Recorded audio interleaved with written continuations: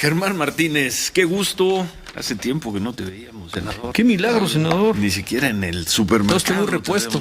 No estaba muerto, andaba en confinamiento. En confinamiento. Me da mucho gusto, Ciro, estar aquí. Mucho gusto. A todo el equipo me da gusto verlo bien, ver bien a Miriam, ver bien a Padgett y verlos bien a todos. No, muchas gracias. Y tu regreso aquí al estudio coincide con la llegada del presidente López. Bueno, no la llegada porque llegó anoche. El encuentro del presidente López Obrador con el presidente Trump en Washington. El presidente López Obrador en la Casa Blanca, yo aquí en la Casa de la Verdad Periodística. ¡Eso!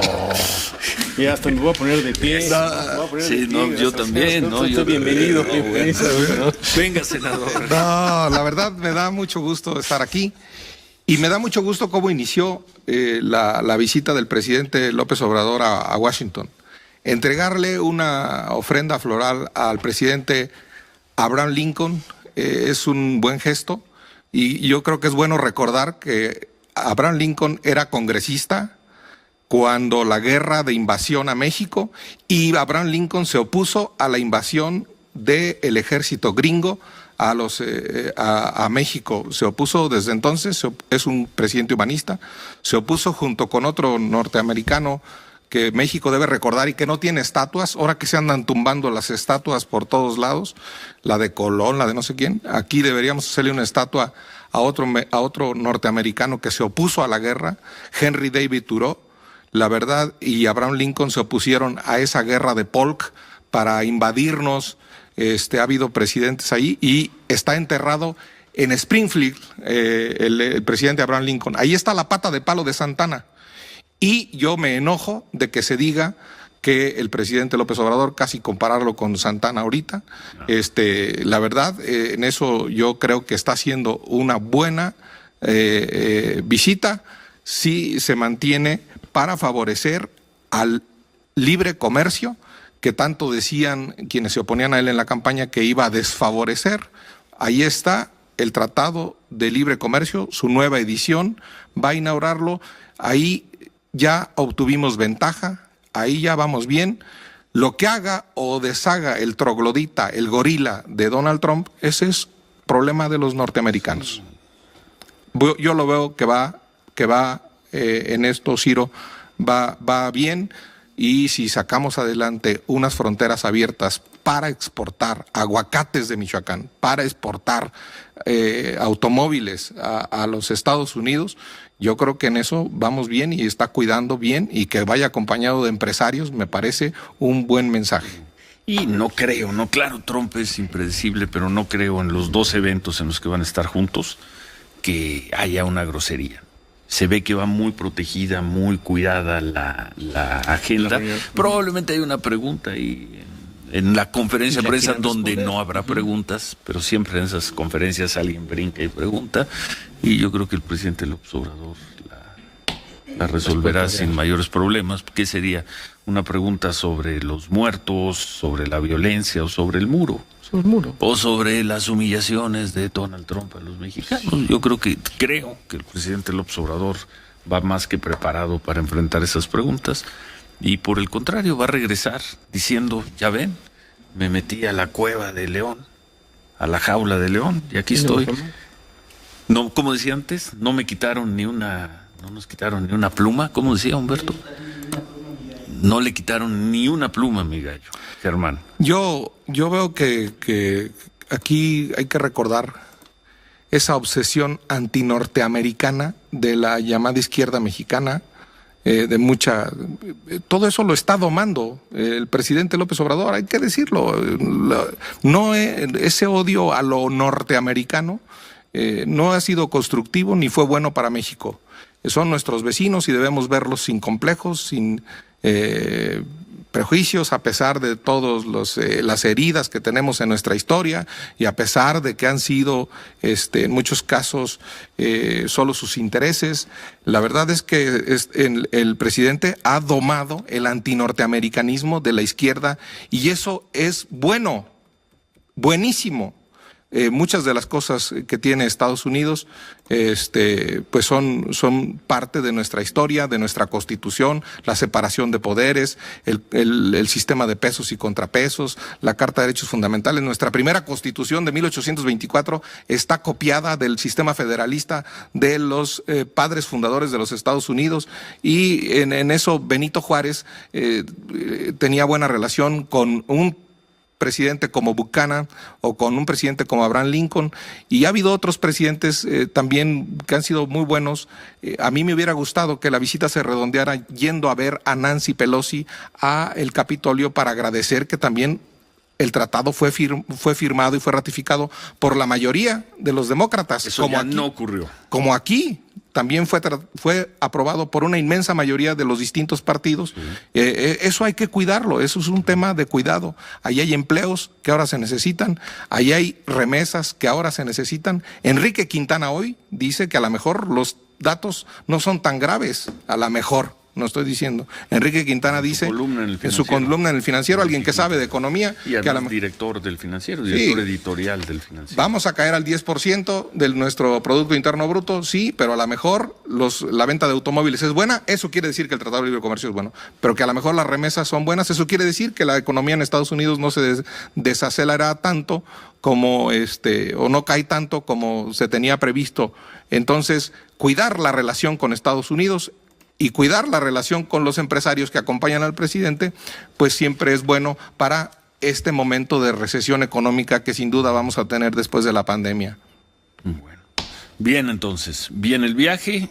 Bien el viaje. ¿Y coincides en el pronóstico de que el saldo no será malo? El saldo será positivo, y más si nos traemos el voto de Estados Unidos en favor de la candidatura deseada a dirigir la Organización Mundial del Comercio, que eso se agregaría al triunfo diplomático de México en la Comisión Permanente de la ONU con De la Fuente, para que esté en la Comisión Permanente de la ONU. Entonces, bien, si además van a tratar la pandemia, nos traemos un pequeño convenio ahí con Estados Unidos, que son de los primeros países que tendrán la vacuna o que tendrán la cura, pues un protocolo pues yo creo que eso es bueno, yo lo esperaría. Y si Ebrard, que lleva muy buena relación con los demócratas, cuida el filo con los demócratas, porque yo espero que gane Biden, la verdad, no quiero que gane Trump, la verdad, así de claro.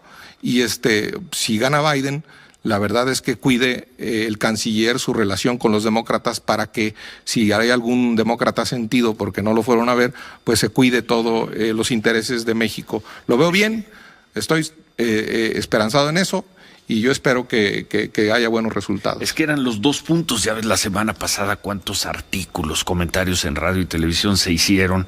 No vaya, presidente, no vaya a Estados Unidos.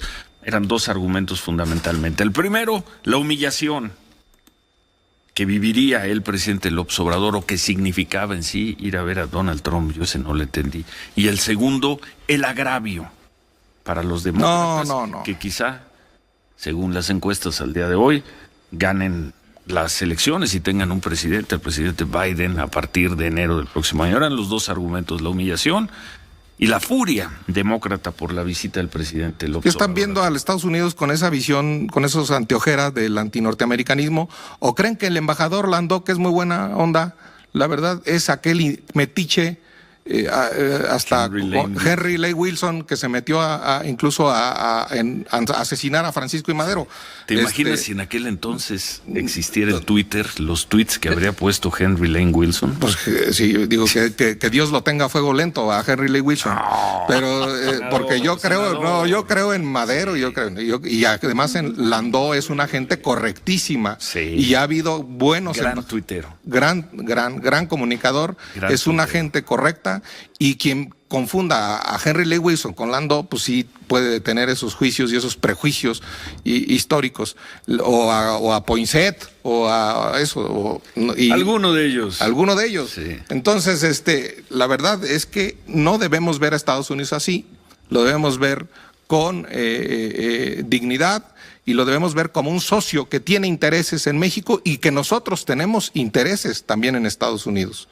Y de tú a tú, bien, con una ofrenda floral a Lincoln, porque admiramos a Lincoln, por su aprecio a la dignidad, por su desprecio a la esclavitud, y con una ofrenda floral a Benito Juárez, pues porque también... Porque sí. Porque hizo la República. Estaba de paso. Porque hizo la República.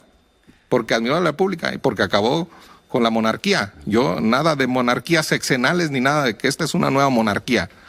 Ponerle flores a Benito Juárez significa que Andrés Manuel López Obrador no quiere ser monarca de este país, porque Benito Juárez fusiló a uno que quería ser monarca y porque consolidó la república. Y yo vivo en una república y un senador puede asentir y disentir del presidente de la república, como yo apoyo y disiento de muchas cosas de las que hace López Obrador, porque vivo en una república como la que soñó Benito Juárez. Manuel. No, bueno, pues nada más para terminar, senador, no dejar de lado todos los datos que tienen que ver con el asunto de la pandemia, que lo hemos estado comentando. Ningún dato bueno sobre los números, ni la actitud ya creo que muy criticada del señor López-Gatell. 32,000, como sea, 32,000 mexicanos ya perdieron la vida en las cifras oficiales. Ustedes me han oído a mí. Perdón, y ve con qué salieron ayer, con unos dibujos animados. Ustedes me han oído a mí. No ponen cubrebocas, no piden usar cubrebocas, pero sacan más muñequitos. De verdad es una irresponsabilidad. Ustedes me han oído a mí hablar muy bien del manejo de la pandemia de Claudia Sheinbaum. Sí, y muy mal de López-Gatell. Yo uso un tapabocas, que lo hizo mi hermana Maggie, que vive en Quiroga, Michoacán, que es sastre. Nosotros también. Como un si nos están viendo en televisión, nosotros también no nos los ponemos al aire. Y se entiende. Parece que vamos a robar. Esto quiere decir que no le hago caso a López-Gatell. Haces bien. Sí, nosotros tampoco. Y esto ahora quiere nos decir, los quitamos en el programa, pues para. Y esto quiere decir que le hago caso a Claudia Sheinbaum y que yo creo que esos muertos que ya se contabilizan son un tema pendiente del ejercicio de gobierno y del manejo de la pandemia por parte del subsecretario. ¿Qué es un tema pendiente, Germán? Que por esos muertos se va a tener que responder tarde o temprano. Pues, ¿quién se hace cargo de esas personas? ¿Por qué murieron 32,000 mexicanos en las cifras oficiales? Hay cálculos, dicen que puede ser hasta 3 veces mayor el número. Vamos a tomar la cifra oficial. ¿Por qué murieron 32,000? O han muerto, porque la cifra no parece que se va a detener en los próximos días. ¿Por qué han muerto 32,000 mexicanos? ¿Quién se hace cargo de esas muertes? Hacemos una pausa y regresamos, si nos permite, senador. Regresamos para concluir esta conversación con Germán Martínez. Luego vamos de regreso a Washington y luego Miriam Moreno con En verdad se está desmontando la llamada verdad histórica, en verdad. La verdad, los hechos en sí, no dónde fueron a tirar los restos de los muchachos, los enterraron o los quemaron. En verdad se está modificando la narrativa de lo que pasó en Ayotzinapa. Nosotros hemos dicho que no. Vamos a pausa, 8:56, volvemos. De la mañana y concluimos esta conversación con Germán Martínez y la pregunta, en las cifras oficiales hay 32,000 mexicanos muertos por coronavirus. ¿Por qué 32,000? ¿Por qué han muerto 32,000 mexicanos por coronavirus? ¿Quién se hace cargo de esas 32,000 muertes? Germán. La verdad, todas estas películas de cómo la tratamos la pandemia, de qué hacemos, de si nos metemos a nuestras casas, de que si ya hay cura o no, todo se está viendo antes en Europa. En Europa ya que han abierto, ya que bajaron, ya que ahora sí domaron la curva en algunos países como España, Francia, Italia, ya empieza el momento que llegará sin duda a México de quienes tienen responsabilidad política, quienes tienen responsabilidad penal sobre el manejo de la pandemia. Y ahí el testimonio con el que yo, senador de la República, me voy a hacer convicción será con el de las enfermeras y el de los médicos que trataron el COVID.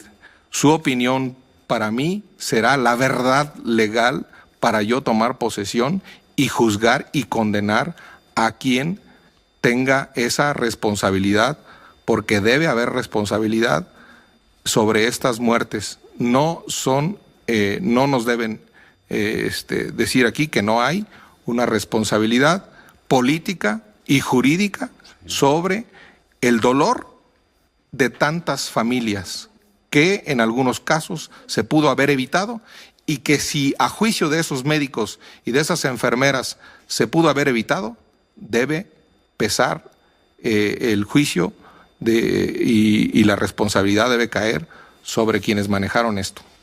Y supongo que se buscará y se demandará con la fuerza con la que se ha buscado la verdad en el caso de los 43 estudiantes de Ayotzinapa. Aquí estamos hablando de 32,000 mexicanos que murieron. ¿Por qué murieron 32,000 mexicanos? ¿Por qué?